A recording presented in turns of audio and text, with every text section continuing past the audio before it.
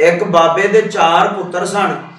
बाबा जी बीमार रहन लग पए ते उन्होंने अपने 4 पुत्रां नूं बुलाया ते बुला के ना ते उन्हें आख्या भी गल इंज है कि जिंदगी मौत का पता कोई नहीं, तो लिहाजा मैं ना तुहाडे नां एक वसीयत लिखी है, एक लैटर लिखिया है जायदाद वाला कि किनों किनों मेरी जायदाद जिहड़ी है किवें किवें मिलनी है।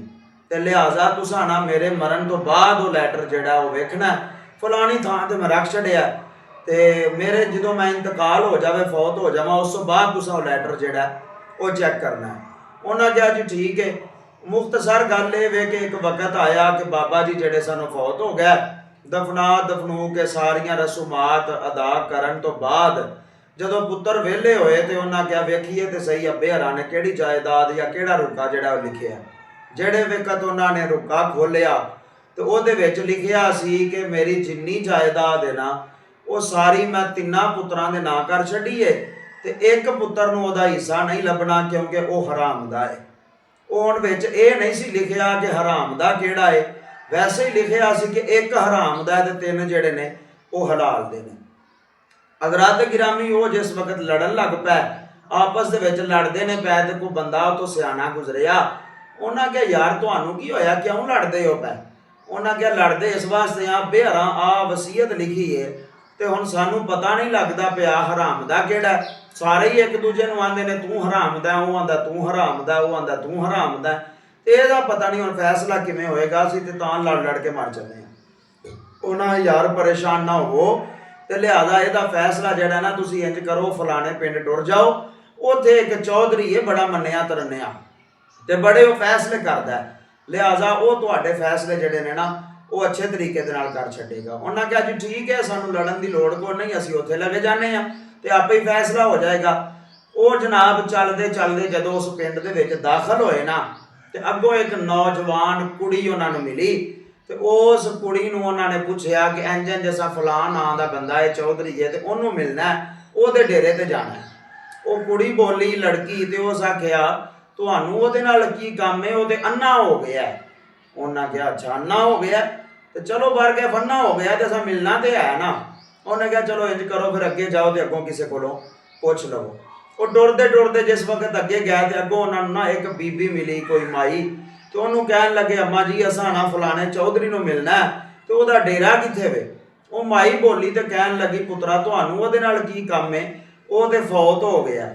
जिहड़े वेले इन्नी गल कीती बड़े हैरान होए। उन्हें कहा यार पहलों कुड़ी मिली है उन्हें क्या अन्ना हो गया, ये बीबी मिली है इन्हें आख्या फौत हो गया ते हुण की करिए। उन्हें कहा चलो तुसीं इंज करो अगे जाके ना ते किसी नूं पुछ लो।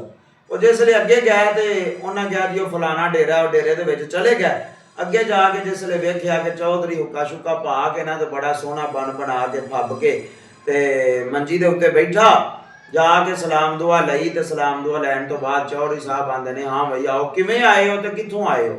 उन्हें कहा असीं जिवें भी आए हैं वो तेनों बाद च दसने आ, पहलू आ गल दस पिंड च बड़े आए एक कुड़ी मिली है नौजवान, उन्होंने पुछया तेरे वालों तो उन्हें आख्या कि वह अन्ना हो गया तो तू तो चंगा भला है, यदी की वजह है। उन्हें कहा वो जिहड़ी कुड़ी तुहानूं मिली सी ना वो कोई होर नहीं बल्कि वो मेरी ही धी सी ते वो हो गई है जवान ते हुण मैं अजे उहदा विआह नहीं करदा पिया ते इस वास्ते वो आंदी है कि वो तो अन्ना हो गया, उन्होंने नज़र नहीं आउंदा पिया कि धी उहदी जिहड़ी वो बयान दे काबिल हो गई है ते तां उन्हें आख्या कि अन्ना हो गया। ते उन्हें कहा अच्छा फिर अगे आए हैं तो अगे एक बीबी मिली है उन्हें आख्या चौधरी फौत हो गया तो ये की गल। उस आख्या जिहड़ी बीबी तुहानूं मिली है ना वो भी कोई होर बीबी नहीं सी बल्कि वो मेरी ही बीबी सी ते मेरे नाल दी सी, मेरे घर वाली सी ते उन्होंने तुसां पुछया तो उन्हें तुहानूं इस तो आख्या कि फौत हो गया कि मैं उहदियां जरूरियात जिहड़ियां आंदी है ना वो पूरियां नहीं करदा पिया तो इस वास्ते उहदे वास्ते तो फिर मैं मारी गया ना। तो तां उन्हें आख्या कि फौत हो गया तो बीबियां अजकल आख चढ़दियां हुंदियां ने इंज। तो उन्हें कहा जी हुण तुसीं दसो तुसीं किवें आए हो। उन्हें कहा जी असीं इस तरीके नाल आए हैं, साडे अब्बे ने वसीयत लिखी सी ते लिहाजा चार असीं भरा वां ते सानूं पता नहीं लगदा पिया कि साडे विचों हराम दा किहड़ा है ते 3 हलाल दे किहड़े ने। उन्हें कहा यह किहड़ी गल है, हुणे पता लवा लैने आ। वो जनाबे आला उस बंदे ने ना इंज कीता कि निक्की जी एक ढेरी बनाई जिवें एक कबर बनाई दी इस तरह एक कबर बना लई ते उन्हां 4 भरावां नूं ना उन्हें फड़ा लईआं रस्सियां रस्सियां फड़ा के वखरियां वखरियां चार ते उधरों अपने हत्थ च फड़ लईयां ते आख्या भी जाओ दूर जड़ा ना एक किले दे एक पैली दे फासले ते जाके खलो जाओ ते जिदी मैं रस्सी हिलावांगा ना वो बंदा मेरे को आवे। वो दूर जाके खड़े हो गए, पहलू उन्हें एक दी रस्सी हिलाई ते वो बंदा जिहड़ा वो भजदा भजदा उहदे कोल आया। जिहड़े वेले कोल आया ते उस आख्या बई तू जायदाद चो हिस्सा लेना चाहना है ते लिहाजा मेरी एक गुजारिश है, मैं आना वा कि आ वे तेरे अब्बे दी कबर, आ जिहड़ी मैं ढेरी बनाई है तेरे अब्बे दी कबर है, लिहाजा जुत्ती ला के ना ते 5 जुत्तियां इस कबर दे उत्ते मार ते मैं तेनू हिस्सा दे देंगा। उन्हें आख्या यार को अकल दा इलाज करा, अब्बे दी कबर है ते मैं जुत्तियां क्यों मारा, जायदाद नहीं लभदी ते ना लभे खाए कसमां दा सिर जाके, मैं ये काम नहीं करना। उन्हें कहा अच्छा फिर भज जा तू जा। वो चला गया, दूजा आया, दूसरे दी उन्हें रस्सी हिलाई ते वो भी आया ते उन्होंने आके उन्हें आख्या कि यार ये कर, आ तेरे अब्बे दी कबर है ते लिहाजा ये उत्ते 5 लित्तर मार, जदों तू 5 जुत्तियां मारेगा तो जायदाद मैं तेरे नां करवा देंगा, आखिर मेरे हाथ चो गेम आई है तो मैं फैसला कर देंगा। उन्हें भी यही आख्या, उस आख्या चौधरी साहब को दिमाग अपना ठीक करवाओ, अब्बे दी कबर दे उत्ते भी कदी किसी ने लित्तर मारे ने ते लिहाजा मैं ये काम नहीं करना, जायदाद नहीं लभदी ते ना लभे। उन्हें कहा अच्छा तू भी चला जा।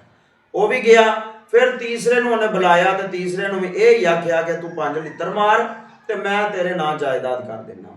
उन्हें भी यही आख्या, उस आख्या चौधरी साहब इंज नहीं हुंदा, लिहाजा तुसीं मेहरबानी करो ते ये काम साडे कोलों नहीं हुंदा, जायदाद नहीं लभदी ते बेशक दी ना लभे, पर ये जुत्तियां अब्बे दी कबर दे उत्ते साडे कोलों नहीं भाग भजदियां।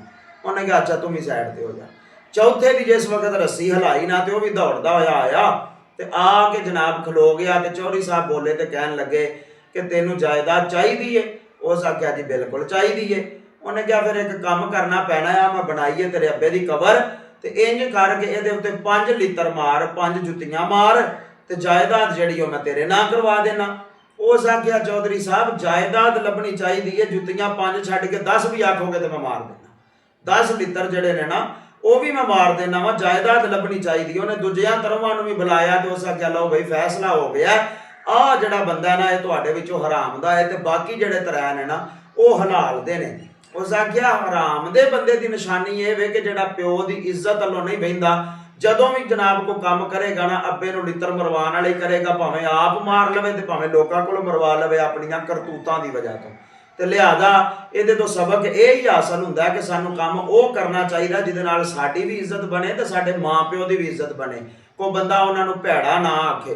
अल्लाह पाक सारियां दियां औलादां नूं नेक बनाए। वीडियो चंगी लगी होवे ते शेयर जरूर करिया जे, लाइक करिया जे ते मैसेज करके अपने ख्यालात दा इजहार जिहड़ा वो जरूर करिया जे। अस्सलामु अलैकुम व रहमतुल्लाहि व बरकातुहू।